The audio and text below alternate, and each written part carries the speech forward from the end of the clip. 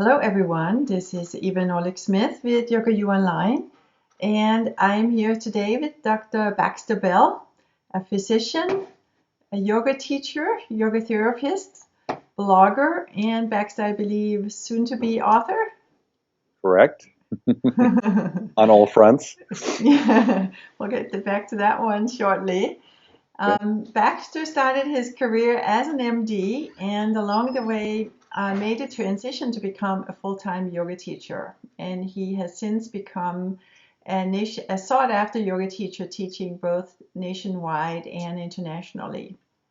Baxter is a frequent presenter at yoga conferences as well as yoga therapy conferences and workshops, and he is now at the board of the International Association of Yoga Therapy, the IAYT, working to make yoga therapy a profession and a viable profession, I should say. Mhm.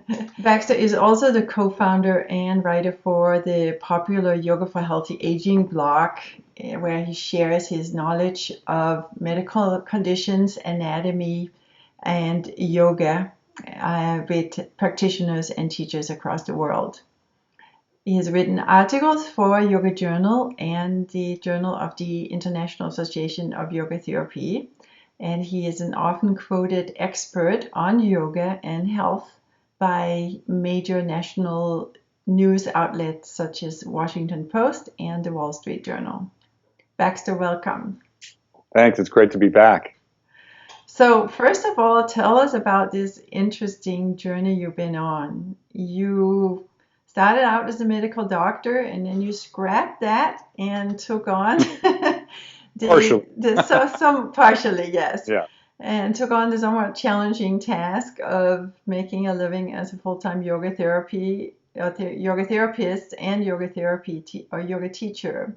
Hmm. And along the way, you started your website, Yoga for Healthy Aging, and you started working with the IAYT. Yeah. So tell us about that journey and what inspired this quite remarkable transformation.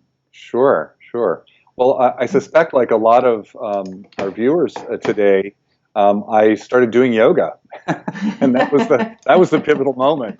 The time I started practicing was probably around 1993, 1994. I was a full-time family physician at the time, just a couple of years out of my intensive medical school and residency training programs. Very hectic schedule, lots of just time commitments and just the pressures of wanting to do an excellent job for my family practice patients at the time. Um, and I happened to start practicing yoga. And I'm sure I didn't know it at that moment, but I certainly knew that I loved what I was experiencing, and that it was not only very interesting on the physical level, but more interestingly, also on the mental emotional level. That first Shavasana was a pretty profound moment. And so after that, I started to practice intermittently at first, and then gradually became more consistent in my practice. Started attending some workshops and retreats where my understanding began to deepen and grow. Um, and I started to realize that this was a very important practice for myself, but also as a family physician, I started to become curious about how yoga might be beneficial for my patients and for my community. That's kind of how things initially started. And then I had a pivotal moment when one of my teachers suggested that I might enjoy yoga teaching, that I seemed to have a quick and clever mind, and I was understanding the practices, and planted this little seed that germinated pretty quickly. So in 2000, I took a sabbatical from my full-time practice and moved out here to California, where I live now.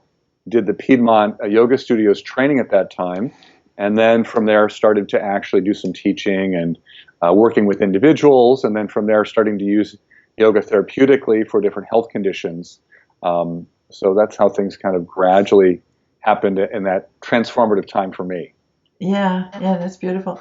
And you really are in a unique position to be one of the leaders in this new movement, really, to integrate yoga more into the medical system and also, in a sense, explore the benefits of yoga as they apply to certainly our own personal wellness and well-being, but also how we can use yoga to work with people with chronic conditions.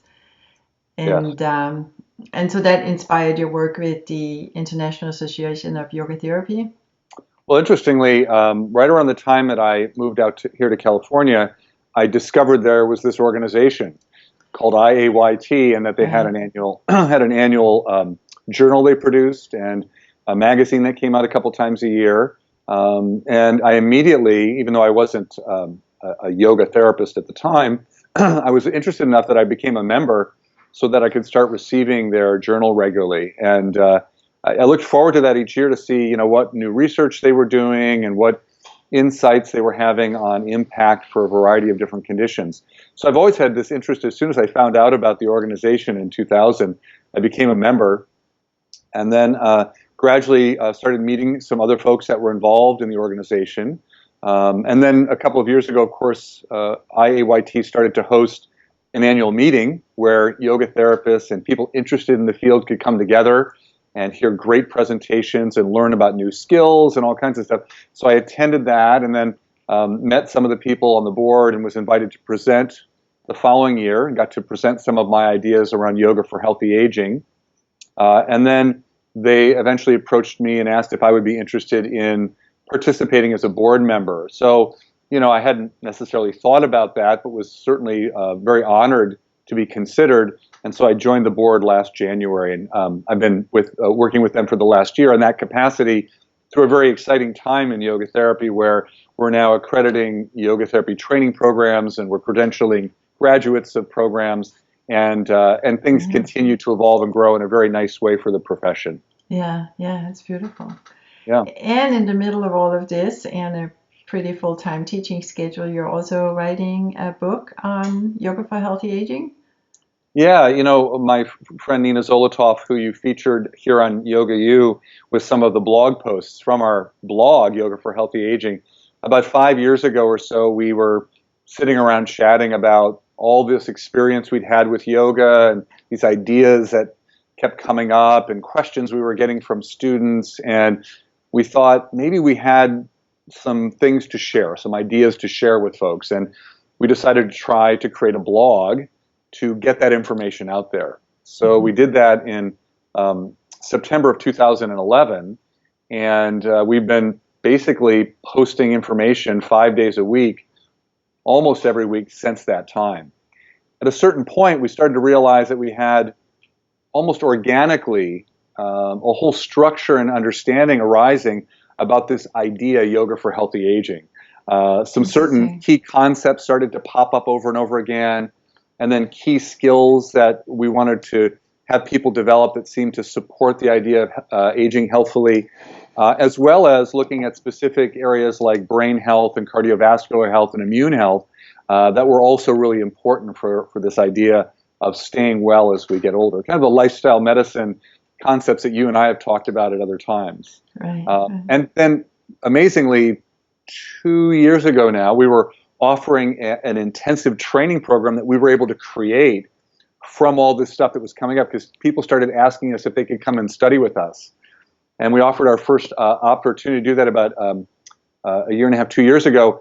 And at the very end of the program, someone raised their hand and asked us if we were going to write a book about all this great information that we had just presented to them in a very organized fashion. And, Nina had worked on two books with Rodney Yee in the past, and we'd been writing together for a while. And she joked that unless someone was going to actually pay her to write the book, she wasn't probably going to sit down to do that, because the idea of self-publishing was just like, I don't need to do that anymore. So at the very last day of the program, a lovely gentleman walked up to us, and David handed his business card to Nina. We didn't realize what he did, and he was senior editor at Shambhala Press. And he said, I'll pay you to write that book. And so that's how we started on the journey of actually writing the book, which will be out in the fall of 2017. Oh, wow. That means you're pushing a deadline right now. Well, the manuscript has been accepted by the editor, and now we're just doing some editing. And so, awesome. If all things go smoothly, hopefully in the fall we'll have a beautiful book for people to use at home. Yeah, very, very exciting. So when we think of yoga and healthy aging, we usually think of things like improving mobility or retaining the range of motion of the joints or developing strength, all the kind of things that we can do to prevent the progression of aging over time. But I think we could say that the holy grail of efforts to age well really lies in preventing or slowing aging of the brain. I think a big fear of many people when they think about getting older is coming down with dementia or Alzheimer's. So, Certainly, yeah. yeah, so when we think of healthy aging, are those conditions something that we have any ability to prevent? Well, it's a very good question. And actually, when you look at conditions like, well, let's just use Alzheimer's and Parkinson's, we are starting to understand more about what causes the conditions, but we still have a lot to learn. Mhm. We know about some of the risk factors Mhm. for developing those conditions. And some of those risk factors are not changeable. For instance, with Alzheimer's, advancing age is a definite risk factor for developing the condition. Mhm. Can't change that unless we want to die early, which we don't want to do. So that's a Right. problem right there. And there are actually something called determinant genes, meaning a gene that actually, if you have it, you're going to get the condition. We can't really change that right now, right? There are other genes that are risk genes that put you at higher risk for the condition, but don't mean that you're definitely going to get it. Hmm. And there are certain behaviors that seem to put you at higher risk. For instance, people that have significant head trauma seem to be at a much higher risk of developing Alzheimer's when they get older. If we can develop skills to lower the risk of head trauma, we've eliminated one risk factor and potentially prevented that particular situation from developing for a person that is worried about this condition. Mhm. So there are a few things that are influenceable. We also know that diet may play a role, although we don't know exactly how yet. Mhm. We know that appropriate sleep is a very important thing at lowering our risk for developing can affect both things like Alzheimer's and Parkinson's. And so there are certain areas where our lifestyle changes that yoga is very, very effective at promoting Mhm. may prove down the road to be actually those kind of preventative practices that we can say with more certainty 5 or 10 years from now are ways to prevent these conditions. But right now we actually can't make those kind of bold statements. Mm. Yeah, very interesting. Yeah. So, lifestyle, um, if affects through diet, it sounds like Movement and movement, exercise. exercise, yeah. Keeping moving not only physically but socially, staying very active is Yeah, another way that we can actually improve brain health, for instance. right, right. Um, and then we also know that just the simple fact of using yoga tools to improve our stress management skills Hmm. also can have a potentially very, very good effect on overall brain health as we get older. Interesting, yeah. So you're saying that if we look at the effects of yoga on healthy aging with specific focus on brain aging, yoga has an effect by mediating lifestyle changes. Exactly. Is there Mhm. any evidence that yoga would have like a more direct effect? Well, we're starting to get some information. In fact, Grace Bullock had a great article that just came out on your site a couple of weeks ago, Hmm. looking at a recent study that was done on healthy older adults. These weren't people that had Alzheimer's or dementia. They're healthy older adults, average age of about 62. Hmm. And they took a look at one group that did yoga 3 times a week for 8 weeks, and a control group that did stretching 3 times a week for 8 weeks. Hmm. And they were interested in seeing if it affected cognitive functioning, how well the brain was working, right? And they Right. were curious about the effect of stress, if it affected stress levels, and whether or not any brain cognitive function was better in the yoga group than the non-yoga group. Hmm. And interestingly, they noted that cortisol levels, which is a marker for ongoing levels of stress, were dropped or lower in the yoga group, and they actually went up in the stretching group in that same period of time. No. Fascinating. They went up, even though these people were doing something that was good for them, stretching, their cortisol levels, their overall stress hormone also was on the higher side. Interesting finding, yeah? Yeah. The second thing they found is that the yoga group had improvement in memory skills and also in cognitive processing when they had to make quick decisions on a little computer test they were doing. They did better at those things after 8 weeks than when they started the program than the group that was compared that did stretching. So here we've got healthy people in their early 60s who are practicing yoga regularly, who hadn't done so regularly before, who are having improvements in memory, improvements in cognitive functioning, and lowering of stress, which may have a preventative effect on the brain over time.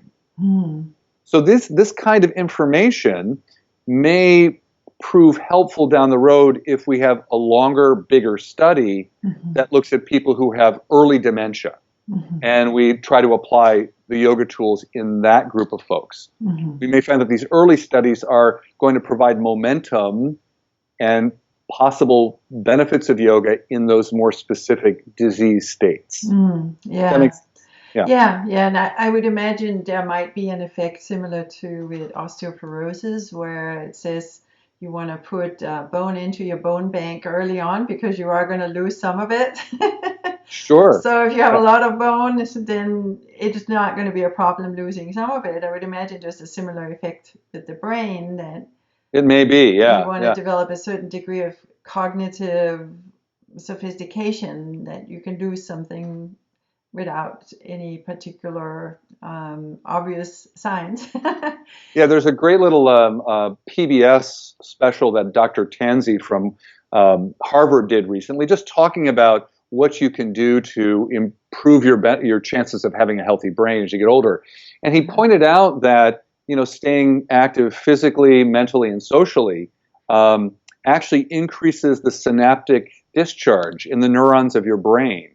And it's really maintaining and increasing that electrical communication activity that happens trillions of times every second that you and I are talking right now, is the kind of stimulation that the brain needs to stay strong. It's basically brain exercise. So just getting back to this study on the effects of yoga on improving memory and the other changes you mentioned. When you talked before about the effects of yoga on healthy brain aging, you were talking about a mediating effect through lifestyle changes.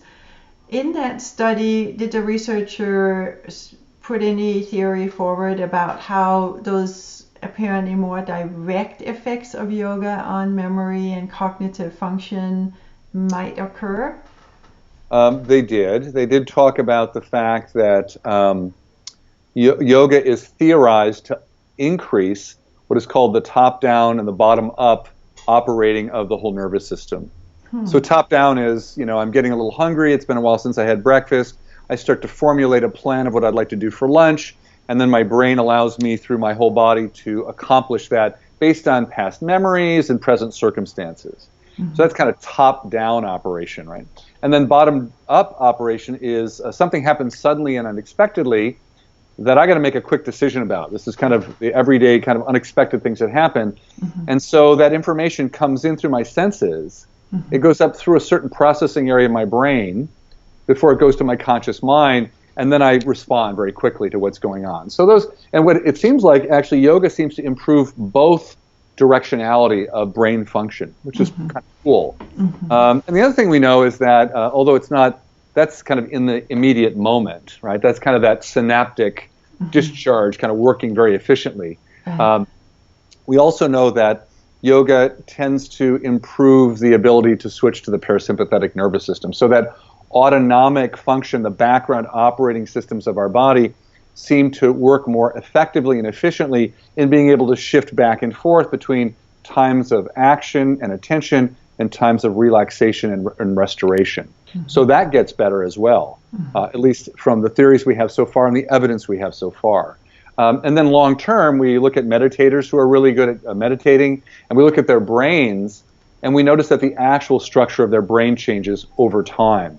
They're more likely to have thicker areas in the brain which is unusual because as we age, certain areas typically get thinner. So we're actually seeing that area bulked up, almost like a muscle that's bulked. And we even see that the grooves in the brain, that what are called the gyrus of the brain, are actually deeper, and there are more of them, as if the brain is actually changing and growing, which it probably is, in response to these certain yogic practices that we can do. So those are a couple of kind of really interesting ways that yoga seems to have a more direct effect on both function and form of your brain. Right, right. Yeah, we often talk about yoga developing body awareness and certainly a greater sophistication of how you can use your muscles. And you think about the actions you work on in the poses. There's a completely different way of relating to your muscles and how you use your muscles. And I guess all of that, the body awareness, the increased sophistication of how you use your muscles in yoga poses, all of that adds up to also changes in the brain, essentially. Absolutely, yeah. It's going to affect that portion of our somatic nervous system that's involved with movement, agility, balance. Right? So those skills are going to be improved. In Yoga for Healthy Aging, we talk about the 4 key physical skills that we want to use our practice to develop and maintain, being improved strength, improved flexibility, improved balance, and improved agility. If we can cover those, we're going to be doing really, really well as we advance in our age over time. Right, right. Yeah. Yeah. Very interesting. Now, in terms of other brain-related conditions that become more common with age, is there any evidence that yoga can help prevent those? I'm talking about stroke, Parkinson's, all those nervous system diseases, in a sense, that tend to also become more common with age. Right. Well, interestingly, with Parkinson's, because right now we still don't know exactly what causes it, we can see the effect of whatever's causing it on nerves. Nerves die. You develop these Lewy bodies, and you have less dopamine than normal. So we kind of know that about how the disease progresses. But right now, there's really, even in kind of Western recommendations, there's really no strong preventative recommendations. There are soft recommendations on diet, doing a Mediterranean diet or the hypertension diet called the DASH, D-A-S-H diet, that they may help. But right now, there's no real strong evidence about that. So, we don't know for sure. So all we can do is do our best with the tools we have to maintain our brain health to the best way that we can. And, hope that down the road we find out that actually these things were actually beneficial for our overall prevention of those kinds of problems. Now, when we talk about cardiovascular complications like stroke, we definitely know that yoga practices can have an effect on preventing and even both primarily and secondarily can have a preventative benefit on cardiovascular disease. So a stroke is really the result of your heart and blood vessel system aging and changing in an unhealthy way, and then leading to this thing that we call stroke, which then damages the tissue in your brain. So if we can prevent the development of those blockages in the blood vessels, then we can lower your chance of having a stroke and keep your brain healthier over time. And it seems like there's a little evidence that the development of cardiovascular disease earlier in your life might increase your chances of developing things like Alzheimer's later in life. And I just saw a study that seemed to indicate that developing high blood pressure when you're much older might actually help prevent the development of dementia. So we're still learning about how that's all going to play out. But we do know from the studies like Dean Ornish's study that incorporated yoga and other modalities as a way of reversing cardiovascular disease, that we can backtrack and actually say that if we can start those practices earlier in time, in all likelihood you're not going to develop the blockages in your heart that we saw in that particular study. Yeah, very good point. Yeah. Great. Well, Baxter, you also have a course coming up on Yoga U, on the effects of yoga for healthy brain aging. So tell us about that course and what you will be covering. Great. And certainly folks can take a look online to see the details, but we're going to look at some normal things to know about the brain. I always think it's good to have a basic understanding of the components and basically how they work. And because the brain is so complex, we're going to keep it pretty straightforward and understandable for everybody listening out there. We'll talk about kind of normal changes that take place in the human brain as we get a little bit older, things that are kind of expected and not out of the ordinary. We'll talk about kind of the frequency with which that stuff happens and how it affects most people. Because often people get very nervous when we start talking about how the brain's going to age. But the good news is that, there's usually minimal to modest changes that happen as we get older. And a lot of people do really, really well into their older years. So not being so fearful, but kind of having a realistic understanding of how that works. And you'll delineate what's normal and what's not so normal when it comes to forgetfulness. Exactly. We'll talk a little bit about that. We'll take a look at how yoga can impact the aging brain in a positive way. I'll give you a little bit of some understanding of some of the concepts of yoga for healthy aging and how they impact how we look at the brain. And then we'll look at some actual practices that we can incorporate now and in the future to keep the brain healthy over time. Wonderful. And we'll also talk about a few studies that, like the one that we talked about today, that will highlight the exciting ways that yoga can impact brain health. So we'll also have a little bit of that information as well. Great. And are there like specific yoga sequences that would be presumably more beneficial, or is it just yoga period? Are you going to we'll talk about, for instance, we can use yoga to improve learning. That would be an aspect of our brain that we can keep healthier, right? So there might be certain ways of practicing that would highlight that aspect of benefit. There are other things that, just for instance, a phrase that one of our colleagues at Yoga for Healthy Aging often says is that what's good for the heart is good for the brain. So we'll talk about how cardiovascular practices directly will impact your brain health. So that's another way you could practice. Another way to practice might be looking at yoga practices that are strictly for stress management that might be different from those other two ways of practicing that we've already talked about or alluded to today. Yeah. Very interesting. Great. Yeah. Sounds like an awesome group. An awesome course, and certainly something that we can all benefit from. And the great news is that whether you're healthy or not healthy, this information is going to be useful for you. So for those of us out there that are actually in good shape right now, it's great to be able to incorporate some of these ideas into our practice. So ideally, we'll stay healthy as time goes on. Yeah, and we have this great privilege now that we live a lot longer than our forebears, but unfortunately are not always able to enjoy it because the incidence of chronic disease and memory problems become higher. So it's great to have this toolbox and this knowledge that you're offering. So we really appreciate that.